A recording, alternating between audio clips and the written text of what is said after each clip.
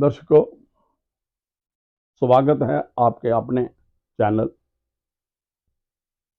कानूनी चर्चा, जो कि एक यूट्यूब चैनल है। Welcome all the viewers of कानूनी चर्चा यूट्यूब चैनल। जैसे कि आप जानते हैं और कि मैंने ये चैनल यूट्यूब चैनल शुरू किया हुआ और इस पे लॉ सीरीज का प्रोग्राम किया हुआ है और इसमें हम डिफरेंट लॉ रिलेटेड जो टॉपिक्स हैं उस पर बात करते हैं। तो ये मैंने पिछले दिनों से हिंदू मैरिज एक्ट पे बात करना शुरू किया। उस पर लॉ सीरीज कुछ 8 एपिसोड हमने उस पर करे, लेकिन बीच में ये बात आ गई कि मैरिज जो हिंदू मैरिज एक्ट में थी, तो मैरिज का कॉन्सेप्ट, तो मैंने वो करते करते तो मेरे व्यूअर्स ने, लॉ स्टूडेंट्स या दूसरे लोग, जैसे मैंने पहले जिक्र किया था, उन्होंने मुझे एक ये कमेंट्स आते रहते हैं और जो रिक्वेस्ट करते रहते हैं, तो उन्होंने कहा कि लिव इन रिलेशनशिप पे भी बात की जाए। तो मैंने पिछले एपिसोड में लिव इन रिलेशन पे भी बात की और मैंने एंड में कहा था कि भाई मैं जो एक सेम सेक्स मैरिज का केस था, तो सुप्रीम कोर्ट ऑफ इंडिया ने रिसेंटली डिसाइड किया है इन मंथ ऑफ अक्टूबर, तो उस पे भी मैं बात करूंगा कि वो केस में क्या जजमेंट दी, क्या व्यू पॉइंट सुप्रीम कोर्ट का रहा और गवर्नमेंट का क्या स्टैंड था, पिटिशनर्स का क्या स्टैंड था। इन पे मैं चर्चा करूंगा और आज मैं यही टॉपिक आज मैंने चुना हुआ है, इस पे मैं बात करने जा रहा हूं। तो हम थोड़ा पहले इसमें हिस्ट्री में जाएंगे। तो आपको जानकारी है कि एक जो हमने अभी रिकॉग्नाइज किया है थर्ड जेंडर, जो हमारे समाज में है सेक्सुअली, और ये जो सेक्सुअली और ये मिनॉरिटी में है, और ये थर्ड जेंडर है, नहीं वो मेल के फुल्ली बायोलॉजिकल मेल में आते हैं और ना ही वो बायोलॉजिकली वो फीमेल की डेफिनेशन में आते हैं। और हमारा जो मैरिज लॉ है, चाहे वो codified law Hindu marriage act है, जहां personal law marriage related Muslims का है या क्रिश्चियन या कोई भी किसी भी धर्म है, पारसी का है, मुझे नहीं लगता कि कोई जे रिलीजियस जो भी हमारे दायरे हैं, फेस है, ये कोई भी रिकॉग्नाइज मैरिज ऐसी नहीं करेगा जिसमें एक दो जो लोग होंगे, एक मेल होना चाहिए उनके मुताबिक और फीमेल होना चाहिए, और दो और दूसरे किस्म के, जैसे ये जो LGBT और क्यू कम्युनिटी ने डिमांड की, इनकी डिमांस्ट्रेशन में आपको पता है पॉलिटिकल मूवमेंट्स भी हुई, कुछ पॉलिटिकल पार्टी ने सपोर्ट की, कुछ ने अपोज किया, और कुछ रिलीजियस इंस्टीट्यूशंस ने कहा कि हाँ, ये समाज और इंडिया जो हमारा भारत है, हिंदुस्तान है, इसमें इस किस्म की मैरिजेस की रिकॉग्नाइजेशन नहीं की जा सकती, चाहे वो सोशल जो हमारा है, जो सोशो पॉलिटिकल सिस्टम है, और जो हमारी रिलीजियस फेथ हैं डिफरेंट इंडिया में, चाहे वो मुस्लिम है, पारसी है, दूसरा है, हिंदूज हैं, वो कोई भी रिकॉग्नाइज नहीं करेगा कि जो जो रिलेशनशिप, जो सेम सेक्स मैरिज को, जो आज कंसेप्ट है कि LGBT जो लोग हैं, ये चाहते हैं कि हमारी मैरिज जो होमोसेक्सुअल जो है इनको भी रिकॉग्नाइज किया जाए सेम, और इनको रजिस्टर किया जाए। तो मैं थोड़ा पीछे जाऊंगा, जैसे मैंने पहले जिक्र किया। तो इसमें पहले क्या था, एक हमारे जो इंडियन पिनल कोड में एक सेक्शन है, एक धारा है, वो है 377 IPS। तो इन लोगों को जो ये LG से है, लेस्बियन, और जो बाइसेक्सुअल, जे आपके आगे बाइसेक्सुअल आगे जो गे है, जहाँ जो ट्रांसजेंडर और क्यूर, क्यूर के इसमें कहते हैं क्यूर, क्यूर क्या है कि इनकी जो जो कपल्स हैं, जो ये लोग हैं, वो सब कुछ सिर्फ डिफरेंट आइडेंटिटी की है, बायोलॉजिकली उनके जो कैरेक्टरिस्टिक है डिफरेंट, और फिजिकल फिजिक जो है वो डिफरेंट है। मतलब ये एक जो ये लोग हैं, तो इन्होंने वो 377 की जो नॉज फाउंडेशन और एनसीटी दिल्ली का केस आया फर्स्ट। तो उसमें डिक्लेयर किया कि ये जो धारा है, सेक्शन है, जो लॉ है 377 का आईपीसी का, अगर टू अडल्ट में, दो अडल्ट हैं, अगर उनमें कोई कंसेंसुअल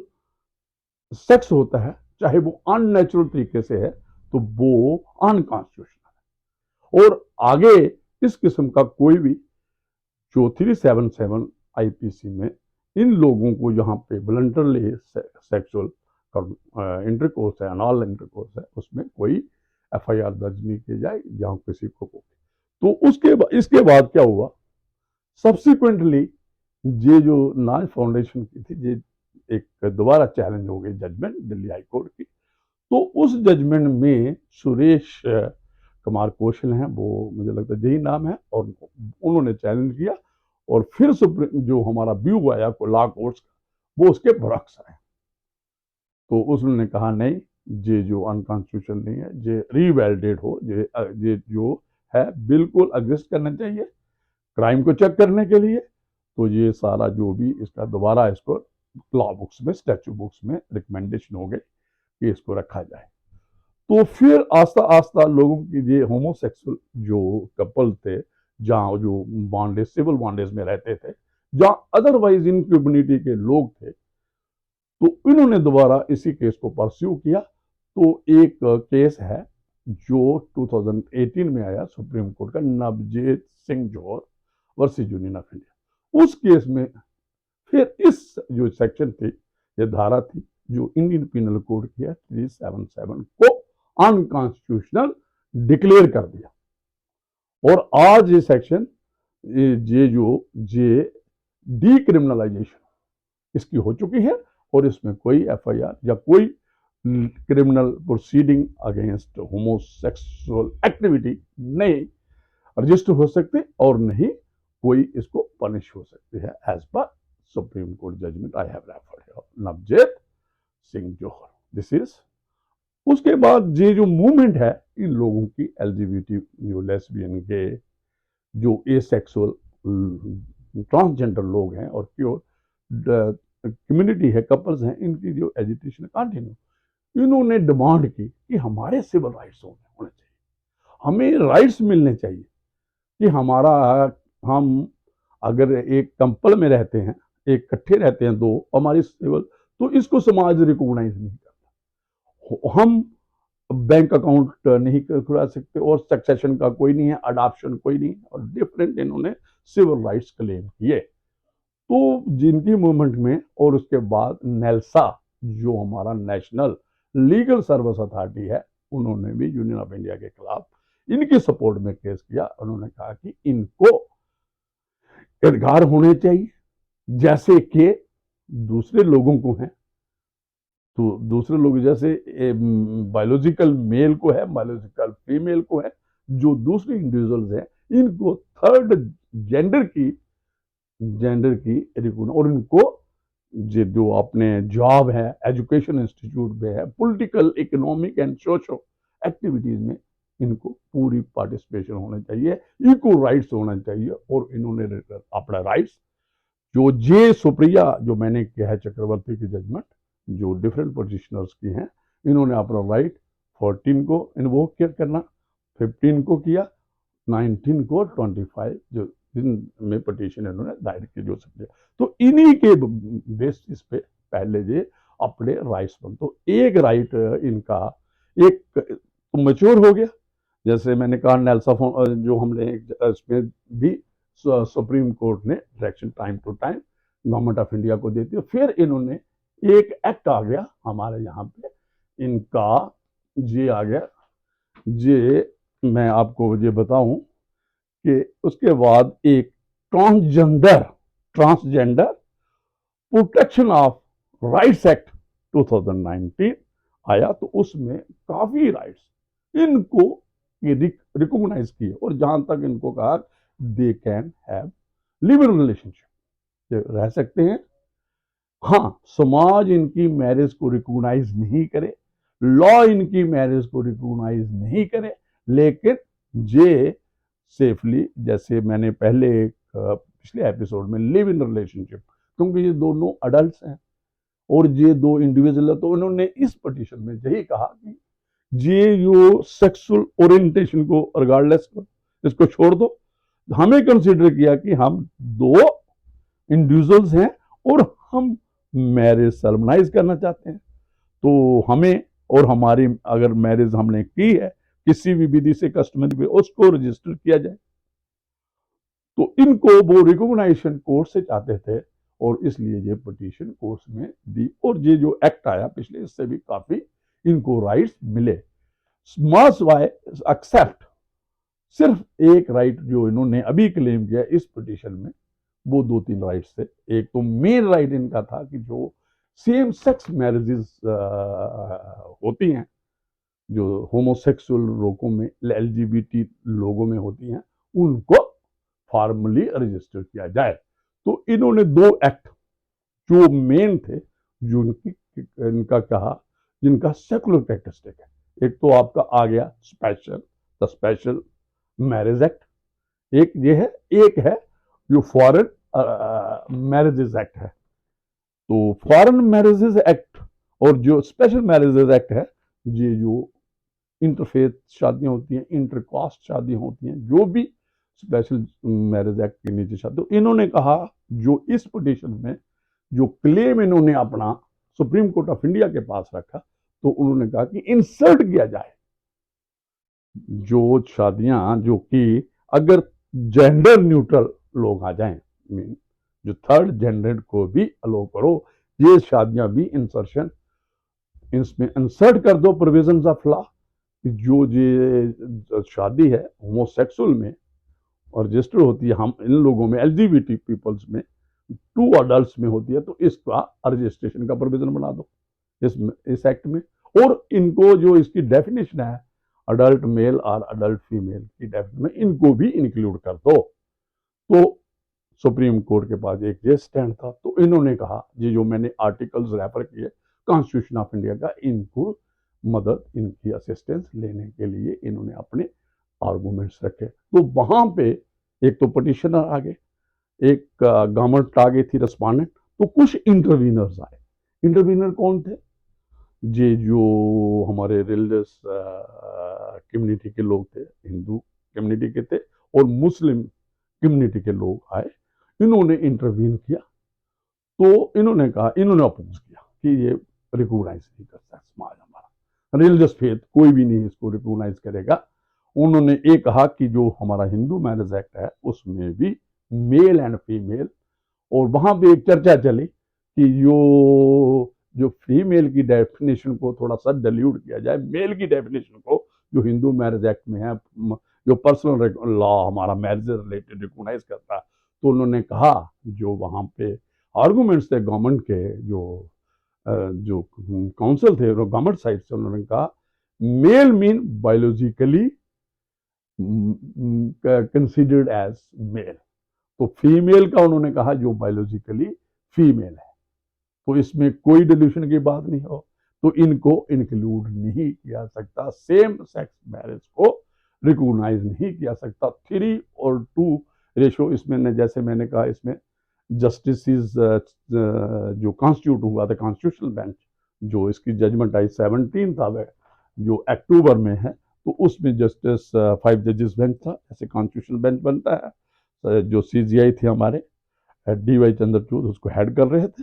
और संजय कृष्ण कौल उसमें थे, हमारे हेमा कोहली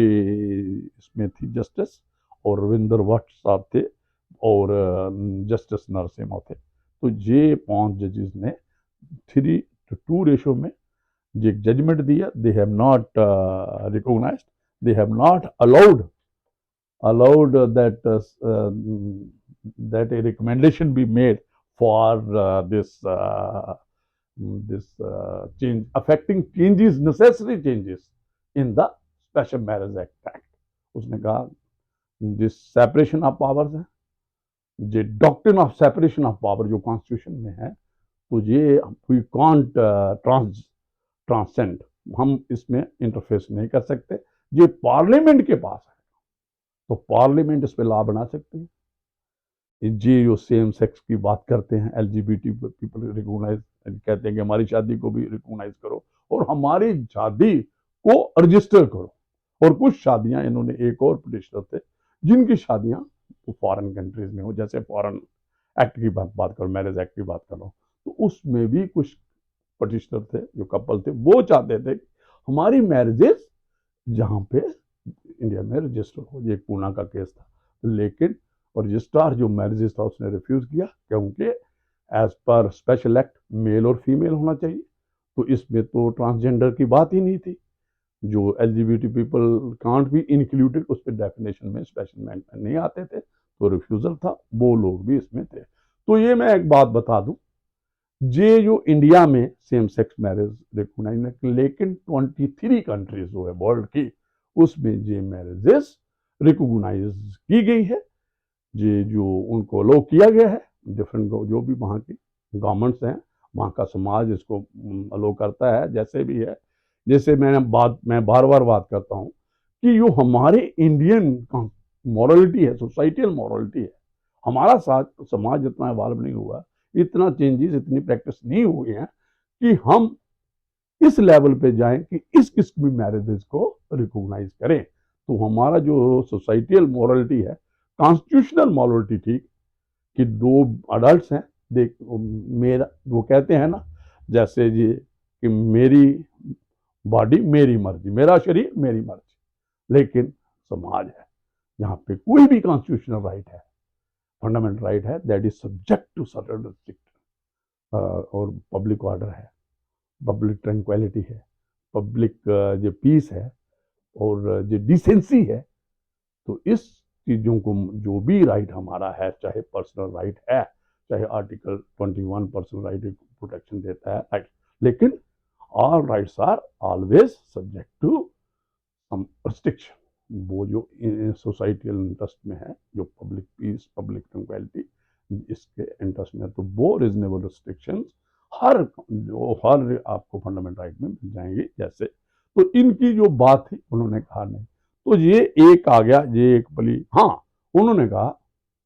कि अगर पार्लियामेंट, अगर गवर्नमेंट चाहे, क्योंकि ये एजेंसी लॉ बनाने वाली जो 3 पिलर्स है हमारे कॉन्स्टिट्यूशन, डेमोक्रेसी, इंडियन डेमोक्रेसी के, parliament can make law, can enact law. और उन्होंने कहा कि हाँ, इनका देखिए पहले ही इनके राइट्स काफी इनको दिए गए हैं, और किसी की डिस्क्रिमिनेशन जो नहीं सुप्रीम कोर्ट ने कहीं कहीं हुई थी, और through time to time in जो ये कपल्स हैं, ये जो लोग हैं, इनके हक में दी जा चुकी है, चाहे वो सिविल राइट्स के मतलब जो भी डिफरेंट सिविल राइट्स हैं, जो रिलीजियस राइट्स हैं, पॉलिटिकल राइट्स हैं, सोशियो इकोनॉमिक एंड पॉलिटिकल और फैक्टर्स को देखते हुए they can participate in election, political activities में भाग ले सकते हैं, सोशल एक्टिविटीज में भाग ले सकते हैं, रिलीजियस एक्टिविटीज में भाग ले सकते हैं। लेकिन जो इनकी डिमांड थी कि फैमिली कॉन्स्टिट्यूट करें हम, और मैं आगे हो सकता हूँ कि हमारी फैमिली होनी चाहिए, हमें शादी करने की इजाजत दी जाए, सो दैट वी शुड, और हमें शादी बच्चे कहाँ से लाने, तो बच्चे हम अडॉप्शन के लिए लाएंगे, वो हमें अडॉप्शन का प्रोविजन। तो अडॉप्शन वाली भी बात सुप्रीम कोर्ट ऑफ इंडिया ने एग्री नहीं की, लेकिन parliament is supreme as to legislation, तो उन्होंने कहा सुप्रीम कोर्ट लॉ बना सकती है। और जिस किस्म का भी कोई इनके राइट्स में, हाँ, अगर ये सुप्रीम कोर्ट दिस पार्लियामेंट चाहती है, तो अगर इनको राइट्स सेम सेक्स मैरिज को रिकॉग्नाइज करती है, इनके जो सेम सेक्स मैरिज इन्होंने अपने तौर पे कस्टमरी लॉ के मुताबिक, अदरवाइज कस्टमरी लॉ भी ऐसा नहीं है, ये मैं एक और क्लियर कर दूं आपको। हाँ, कोई बाहर मैरिज करके जो जिस कंट्री में इन्होंने की है, तो उसकी रजिस्ट्रेशन जहाँ पे, जैसे मैंने पुणे वाला केस किया, तो हमारा तो समाज, हमारी कस्टम कोई भी नहीं रिकॉग्नाइज करती। ये मैं दोबारा इसको थोड़ा क्लियर कर दूं कि इस किस्म की मैरिज को नहीं हमारा कोई लॉ करता है, पर्सनल लॉ करता है, नहीं कोडिफाइड लॉ करता है, और ना हमारी कस्टम एंड जूसेस इस किस्म की मैरिज इंडिया में रिकॉग्नाइज करती हैं, तो इनकी रजिस्ट्रेशन भी नहीं हो सकती, और इसकी मैरिज को सुप्रीम कोर्ट इनको लीगलाइज भी नहीं कर सकता। हाँ, पार्लियामेंट जो भी कानून बनाना चाहे वो सुप्रीम कोर्ट कहती है कि आप जो भी उसके लिए एक्सप्लोर करो, देखिए क्या है, क्या हो सकता है, क्या नहीं हो सकता है। तो बॉल अभी जो पार्लियामेंट की कोर्ट में है, गवर्नमेंट की कोर्ट में है, वो कैसे प्ले करते हैं, कैसे खेलते हैं, उसके साथ इनके जो राइट्स हैं। तो ये जो आज का टॉपिक था, तो मैंने देखा कि जो मैंने देखा और जो मैंने पढ़ा, और इसमें ये जो बातें मैंने की, ये मैं छोटा सा एक मैंने, तो ये जो मैंने पहले आपको कहा कि ये इनको लिमिट राइट्स जो दिए हैं बैंक जॉइंट अकाउंट खोलने के लिए, रिकॉग्नाइज टू कि हमारा मेडिकल डिसीजन, फॉर एग्जांपल कोई एक्सीडेंट हो जाता है, तो वहाँ कंसेंट होती है, नियर रिलेशन की होती है। तो वहाँ वहाँ पे नेचुरली फिर नियर रिलेशन जो है, तो उन्होंने कहा कि मेडिकल कंसेंट जो लेते हैं, जो नियर रिलेशन की, हाँ कहीं अरेस्ट होती है, प्रिजन विजिट होती है, जहाँ पे भी, तो उनमें ये सिविल राइट्स जो है, जो कॉन्स्टिट्यूशन ने दूसरे लोगों को दिए, तो ये भी अवेल कर सकते हैं। तो काफी हद तक ये जो इनका ये सारा कवर किया हुआ है। तो ये जो आज बात मैंने की, तो ये जो बात है जो आज मैंने की, तो ये एक बहुत नेसेसिटी थी, एक कंटिन्यूशन में थी। हिंदू मैरिज एक्ट, चाहे हमारा समाज और इंडिया जो मेजॉरिटी हिंदुओं किसके, तो इसका लाया, तो सेकुलर जो करेक्टरिस्टिक था, मैंने दो बातें की, एक लिव पिछले एपिसोड में लिव इन रिलेशनशिप, और आज मैंने की जो ये LGBT पीपल है, जो सुप्रीम कोर्ट जजमेंट आई है सुप्रिया चक्रवर्ती, और जो अवे, तो उसमें जो यूनियन ऑफ इंडिया का है, तो 17 अक्टूबर 2000, उस पर मैंने जो चर्चा थी, जो लीगल पॉइंट रेज हुए, डिस्कस हुए, जो सुप्रीम कोर्ट की जजमेंट के जो क्रक्स था, वो मैंने आपके सामने रख दिया है। तो मुझे इजाज़त दीजिए, और अगले एपिसोड तक दोबारा, अगले एपिसोड तक मुझे इजाज़त दीजिए, और मैं दोबारा आपके सामने पेश हो जाऊंगा। तो ये आपको एक रिक्वेस्ट है मेरी कि ये मेरा चैनल है, ये फ्री ऑफ कॉस्ट है, इसमें हम कोई वो नहीं है, तो लीगल बात करते हैं, कानून की बात करते हैं। तो ये कानूनी चर्चा मेरी को आप लोगों में बांटें, इसको जो मेरा चैनल है सब्सक्राइब करें, और इसको लाइक करें, जैसे भी आपको अगर पसंद है, देखते हैं अच्छा लगता है, तो इसको लाइक करें। Thank you very much, thank you very much.